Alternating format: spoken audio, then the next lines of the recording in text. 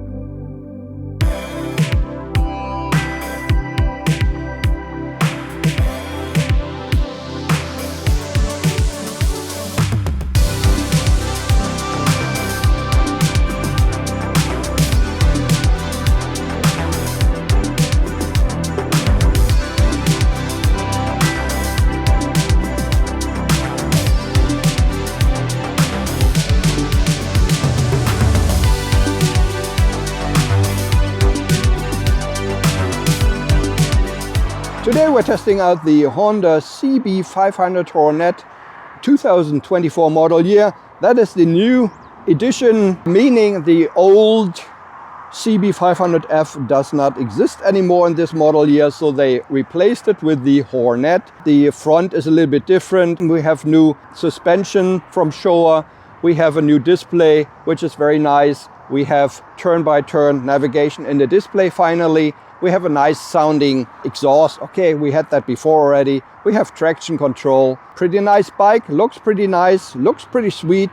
And we will get to the controls and the display now. On the left-hand side, we have the clutch lever, which is fairly light. You can easily operate it, maybe even with one finger, that's no problem. Again, in the front, we have the light switch here for your index finger, which is pretty nice. We have the standard low beam. We can switch it to high beam very easily. We can then pull it towards us for a quick flash of the passing light. That is pretty nice and handy. We also have a new button here for the traction control. We have a new joystick kind of button here for the display. We have a horn button here. We have the left and right turn signal switch down below. That is everything on the left-hand side. Let's get to the right-hand side. On the right-hand side, we have the throttle, of course. We have the brake lever, adjustable in 6 positions.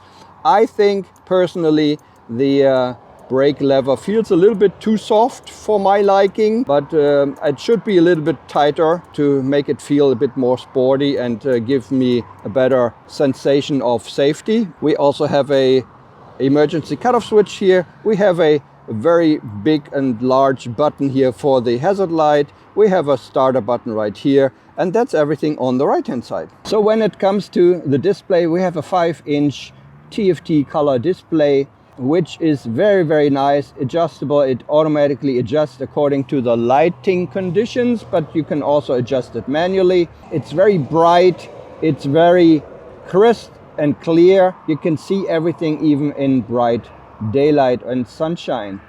Here you can see we have 3 different types of displays to display. Here we have the one with the bar graph for the RPM counter. On the left hand side on the top here we have the symbols for various symbols for Bluetooth and connectivity that is connected to your phone. On the right hand side we also have a permanent display here of the clock. In the middle, very dominant, we have the speed. To the left we have a gear indicator, and to the left of that we have a fuel tank capacity indicator. Down below we have a data field which is actually customizable by you. On the right hand side we have the info, what you can do with the display or what you can do with the button. with a joystick button and how to get to the different menus and settings. Down below in the display we can see the total mileage. Now I switch it around with the joystick button, press it down. We have the actual fuel consumption. We have trip A, trip B, and that's it. But as I said, we can adjust these settings in the menu, and we can actually display something else there. To get into the menu, we press the right joystick button here. We have 3 tabs basically. We can switch around the data fields here, as you can see. Then down below we can actually reset A and B, and down below we have the settings menu. We have all the settings here. First of all, we have function. We can adjust the shift point. What it means is that you can basically set the RPM counter when it will flash, according to when you set it to 6,000, it will flash and tell you that you should shift. Trip A auto reset means that when you get gas at the gas station, that it will reset automatically. And here's Honda specific immobilization feature here, which you can turn on or off, I suppose. In the display we can select between the different display types, which are 3. We have a bar graph, which I showed you. We have a circle. I can show you what it looks like. This is what the circle looks like. We can also select a simple type, which is this one here, and this is the one where you don't see the RPM counter. Let's go back. I will switch it to my favorite, which is the bar graph here. We can adjust the brightness of the display automatically or manually. We can adjust the background, white, black, or auto, depending on the lighting conditions. Favorite info, we can change and customize all the data fields to your likings there. And that's everything here. Did I forget anything? No. Then we go into general. We have date and time. We can set up date and time, but if you connect it to Honda Road Sync, you don't have to do this. It will transfer the date and time automatically. We can adjust the units, language, restore default. Bluetooth pairing reset is when you want to pair a new phone, or when the bike is new and you want to pair it to your phone. And we have service, maintenance, equipment, system information, about different settings like resetting the oil, maintenance, mileage and stuff like that. That is all in here. And that is basically everything about the display. Pretty nice, handy, easy to read. And as I said, finally, also with Honda Road Sync, I have it now connected, and you can actually see turn-by-turn arrows in the display for Honda Road Sync. I might as well activate that for you later on. I will get into Road Sync if I press it on to the left for a longer period of time. As you can see, we have the navigation. At the moment I have not selected anything, so it does not show an arrow, although it looks like an arrow, but it's not the arrow that you will see. You can check the weather or check the weather at your destination. And we can go into the call menu. We can go to messages. You can receive messages from WhatsApp or SMS, music, volume for the Bluetooth headset. That is everything here. And if you have that selected, you can always go back if you press it for a longer period of time to the right, and then it will go away and you have the full display again for your viewing pleasure. That's everything about the display.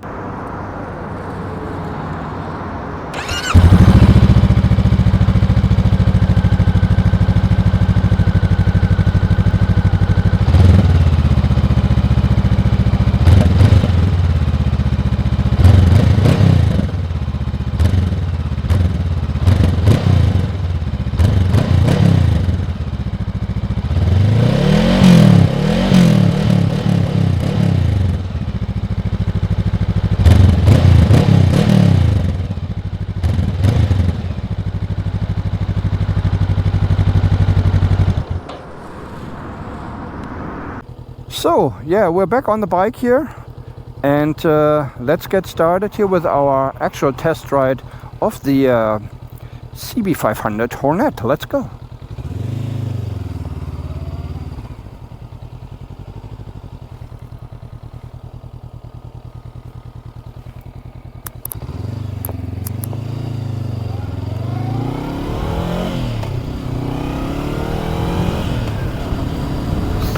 So I just had the navigation activated for you, just so that you can see what it looks like, turn by turn indications on the display.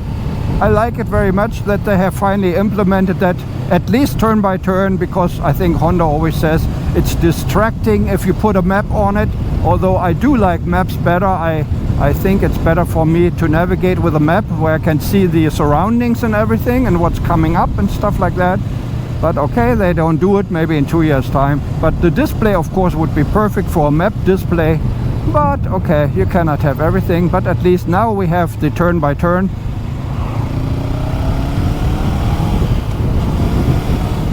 And that is at least pretty good. That is pretty good. And so here are my impressions. As I told you already about the seat, very soft. I have to watch out for these guys now. Yeah, it has 17-inch in the front, 17-inch in the rear. So it is a bit different than the NX500 that I previously test rode the other day basically. And the NX500 has a 19-inch tire in the front, so it is more stable. It runs like on railroad tracks through the corners.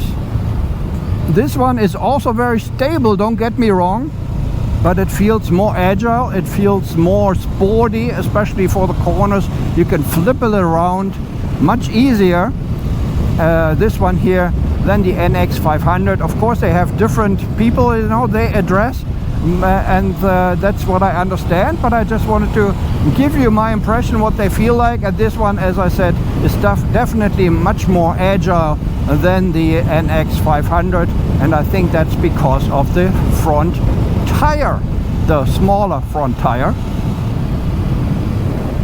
Yeah, what else do we have? In this year, of course, we have ABS. We've always had ABS, thank God. And we also have now in this year the traction control, which is very nice. We have the new 5-inch TFT display, which is very, very nice. Oh, so beautiful flowers.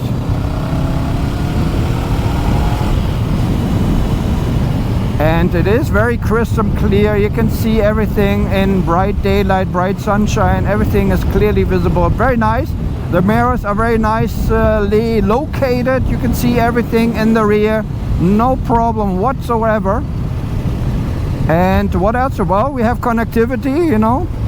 Of course, we now have connectivity with this display, and it's fairly easy to operate. We can access your music on your phone. We can access your phone. We can make phone calls. We can accept phone calls.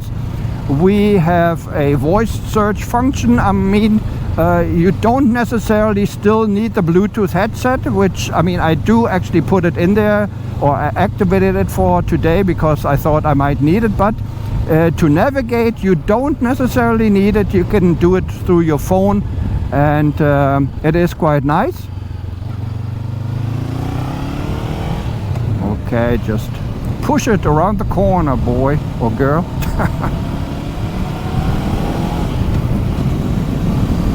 And yeah, that is the basic functionality of the display. I think it is pretty nice, easy to operate. You can adjust the data fields in the display if you want to set it to something different, or you want to have it displayed something else. And pretty nice. As I said, the handling is very good. It feels very sporty, very agile in the corners here. And although I'm an old grandpa riding, and I know you might be laughing, but I do feel the differences to other bikes, so yeah. That is definitely noticeable. And I do like it. I like it. I mean, I like both of them. I like the NX500 now because I just test rode it. I mean, it's a different kind of usual people who buy it, you know, and maybe for different purposes or different intentions that they have. The seating position is also fairly straight up, maybe not as straight up as on the NX500, but still fairly straight up, so you don't have to worry about getting tired, or you know that your hands are going to hurt or something after a while. I think that's still acceptable. And of course it depends on how long your arms are and everything. I mean, I cannot tell you how long my arms are. I can only tell you how tall I am. I am 175, 5'9". So I don't know, but for me it is basically a perfect fit. I mean, most of the Honda bikes, to be honest, are a perfect fit for me. I don't know why. Maybe the Japanese people have about my size or so. I don't know. But it's definitely nice, and usually when I get on a Honda bike I feel right at home already, so I don't really have to adjust anything, or that I wish I could adjust it differently or something like that. Everything is pretty nice. I do like it very much. Another bike which passed the Banner Rider test ride test. Nothing really to complain about on this one here.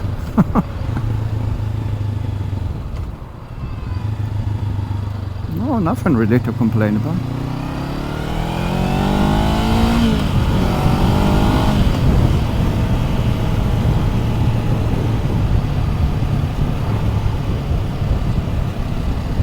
Pretty nice bike. If you're in the market for a 500cc bike, no matter what brand, look at this Honda CB500 Hornet now. I also, if you look back on my video of the CB500F from, I don't know, 2022 or something, model year, which I tested, I also liked it very much.